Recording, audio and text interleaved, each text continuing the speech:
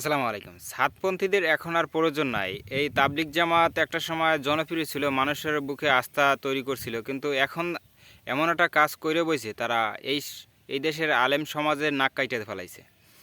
এদের এখন আর প্রয়োজন নাই। আওয়ামী লীগের দোসরেরা, এদের পুরনো ইতিহাস ঘাটলে এদের আওয়ামী লীগের ছায়াতলে ছিল, আওয়ামী লীগের অনেক কাজ করছে। যাই হোক, এরা এই দেশে বেনামাজিপন্থী যারা ছিল তাদেরকে নামাজি বানিয়েছে, নিজের খাইয়া নিজের পইরা মানুষের বাড়ি গেছে, মসজিদে মসজিদে অনেক ভালো কাজই করছে, সেজন্য সাধুবাদ। কিন্তু এখন আর তাদের প্রয়োজন নেই। তারা আলেম সমাজের সাথে ঐক্যবদ্ধ হইতে চায় না, তারা সেই আওয়ামী লীগের দোসর। এই জন্য তারা এই দেশে আর তাদের কোনো প্রয়োজন নাই।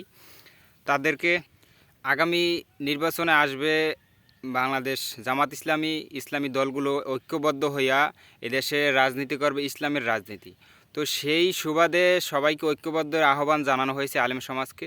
কিন্তু এই সাতপন্থী, এই উগ্রপন্থী, এরা কিন্তু ইসলামের ছায়াতলে আসতে চায় না। এরা মানুষের দুয়ারে দুয়ারে ভিক্ষা করে আর মতো অবস্থা, কিন্তু এরা ইসলামের ছায়াতলে আসতে চায় না। তো এদের এখন আর ইসলামের প্রচার করার কোনো প্রয়োজন নাই। যদি পারে তারা আলেম সমাজের সাথে ঐক্যবদ্ধ হইয়া এই দেশে ইসলামের শাসন হুকুমত কায়েম করার জন্য যদি কাজ করে, তাহলে আমরা অ্যাকসেপ্ট করে নিব।